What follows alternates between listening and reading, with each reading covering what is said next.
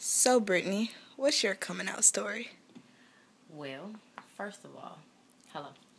Um, let's talk about how long I've been gay first, or a lesbian, a member of the LGBT community. I have been a lesbian going on 7 years now. My coming out story is a little different than probably most people's because I didn't really get the opportunity to come out. Um, Basically, about 6 years ago, MySpace was really popular. And at the time, I was a graduate from high school, entering into college and, just experimenting with the social networks. And this girl, she, hit me up. And it was just flirtation at first. And, we exchanged numbers. I'm not an internet creep, by the way, but we exchanged numbers. And, we began to text and we would talk. And eventually the meeting came about. We ended up meeting each other face to face. And, like, the moment I met her, I was breathtaking. Like, she was a gorgeous girl, in college too. Our relationship began pretty much as like a secret. Like, I'm not gonna lie, like, to be really honest, like, when we started dating, I was still in a relationship with a guy.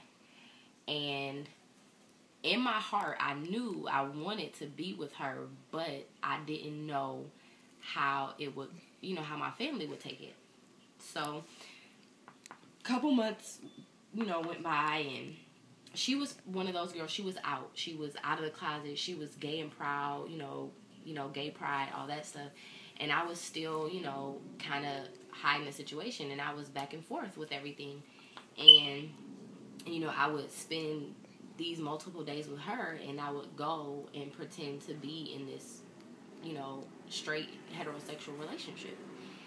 And the calm before the storm, so to speak. But to fast forward it, basically this particular summer, her family wanted her to, I guess, study abroad, so to speak. And she ended up going to Paris for the summer. So this was like my first time experiencing not only love and being gay and, having all these feelings I've never had, but to also be long distance from this person. And at the time, I was back and forth between states, and she wasn't here, and I'm still somewhat in this heterosexual relationship, and, not really giving this particular person, the guy, my everything and my all, and him noticing, like, things are different. And, throughout it all, we were, exchanging messages on MySpace, keeping in contact. She would call me every once in a blue moon, and, I'm just pretty much putting on a straight face. Like, everything's good, everything's great. So, she came home from Paris, and at this time is when I started hanging out with my cousin, who was also gay, and I started being a little bit more involved in the gay community. Still in the closet, still very secretive about my life. Going out to the gay clubs, starting to experience what it is, to be like, really out there in the lesbian community.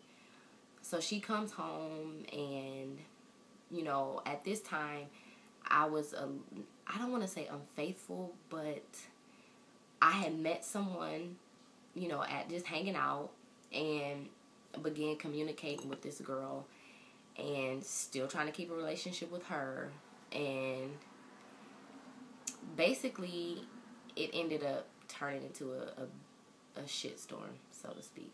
But what happened was, me and her got to a point in our relationship where, the whole heterosexual thing was like a big issue. Like, me still dealing with this guy, and, her wanting me to come out and be straightforward, and, everybody needs to know about us. So our relationship at this point had gotten to where she was basically like, you can't do anything without me. You're not going anywhere without me. I want you to be up under me every minute of every day. And so for me, that was an issue. And basically, at that point in time, she pretty much gave me like the most ridiculous ultimatum you could ever give anybody. And the ultimatum was, I'm going to stay in Michigan and be with her and not be with anybody else, not do anything, not go out.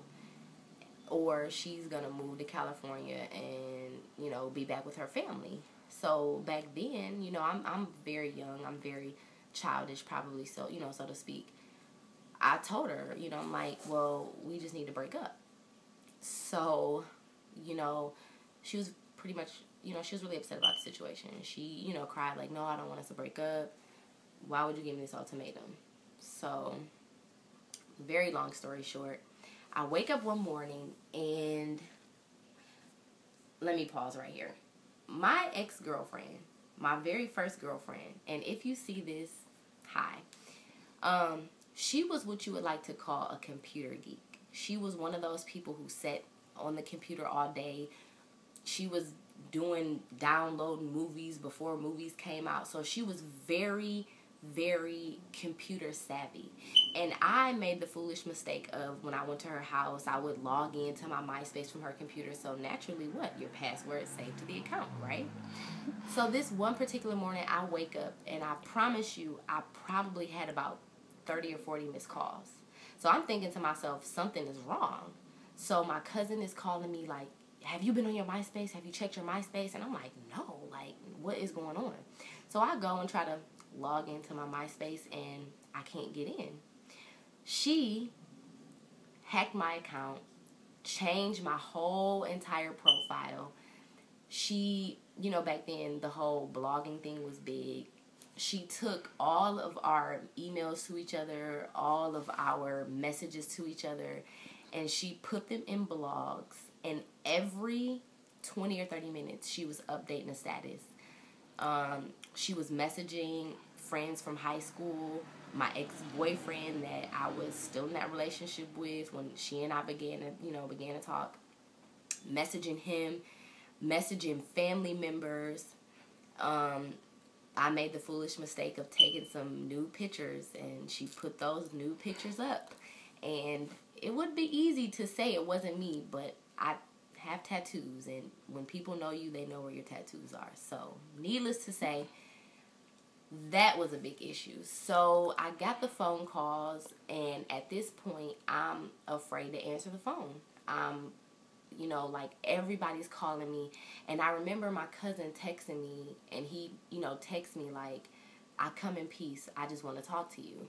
So I actually called him back, and he was like, Brittany, what is going on? And I'm like, literally, like, speechless. And that's not anything to describe me.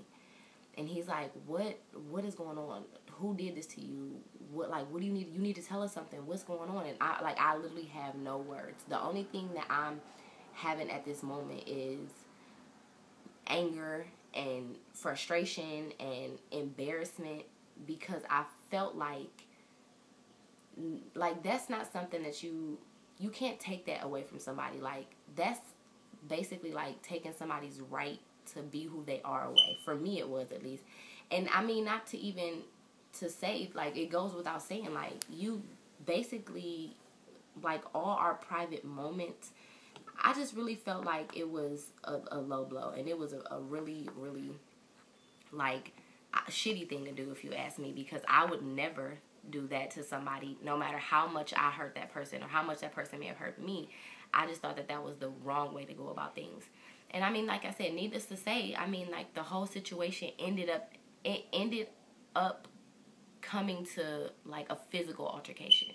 You know, I ended up, and I hate to say it, but I ended up going to her house and to try to get her to you know, take the page down, and everything, you know, just from anger and frustration and, you know, being hurt, we ended up into, like, this physical altercation. And it just, like, now that I'm older and now that, you know, people know the life that I'm living, like, I'm glad it happened, but at the same time, I'm just like, you pretty much didn't give me a choice in how I wanted to come out. Like, I didn't get to sit down with my mom or my family and say, hey, you know, this is the big bomb I need to drop. I like dating women. I like women. You know, accept me.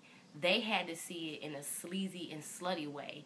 And then you already have to think about they're going to be judgmental anyways, but to have to see it with their own eyes, it's different hearing something.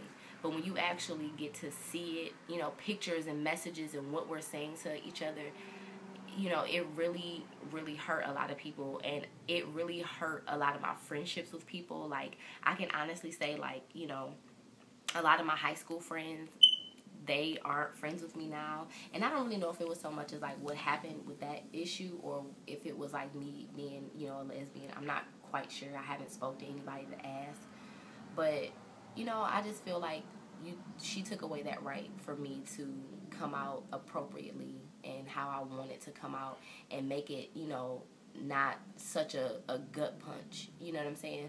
Mm-hmm. So my thing with the situation is like I said, now that I'm older, you know, I've grown up and I've matured, and I've definitely, you know, gotten past the situation, and to, you know, shine a little light about it now of, you know, how my family feels. I come from a very old school Southern family, and I'm pretty sure that they would love to see me with a man and kids and, you know, a baby on my arm. But at the same time, the one thing that they do is they love me unconditionally. So that's why I say it was a good thing and a bad thing. You know, everything, it happens for a reason. But at the same time, you know, you still have to let people grow and let people tell their story how they want to tell it. So as of right now, you know, my family's pretty okay with me being gay. I mean, I don't really flaunt it around. I mean, if people who personally know me know that I've made some changes between now and 7 years ago. But other than that, like, I don't really get, like, dirty comments or, you know, oh, why don't you, you know, be with a man, or you need some dick in your life. Like, none of that, you know, like, it's pretty okay. Like, my mom, she'll have her moments where she's like, oh, I missed my baby when you used to wear your nails and get your hair done. But, you know, she loves me regardless. And, I mean, thank God I do have, like, somebody that can relate to me. My cousin, I said, is gay. We're very close. So I had her to lean on when everything was going on. So it's just, you know, for anybody out there who is maybe contemplating on doing something like that, it's not a good idea. Like, you know, your coming out story, for me, I feel like that's a special thing. It's personal, it's private, it's emotional. So it's like, you know, you shouldn't take that right away for somebody to want to tell their story how they want to tell it. Because the way that she presented me is not how I am in real life. You know, it made me look like a sleazy person and a slutty person. And it's like, you know, I felt vulnerable with you and comfortable enough with you to share these moments and to share these thoughts and to share, you know, the things that we share, and for you to blast them in front of literally millions of people, you know, it really sucked. But, so like I said, my coming out story was a little different than most people's, but I definitely learned a lesson, and that lesson is to, never log in somebody else's computer and save your password. And B, it's probably not wise to take naked pictures and hurt somebody's feelings. But I don't know. I guess that's really the basis of everything. So I don't know. You can all follow me on Twitter if any questions you need to ask. I_shit stacks. Yes, I_shit stacks. Don't judge me. All right.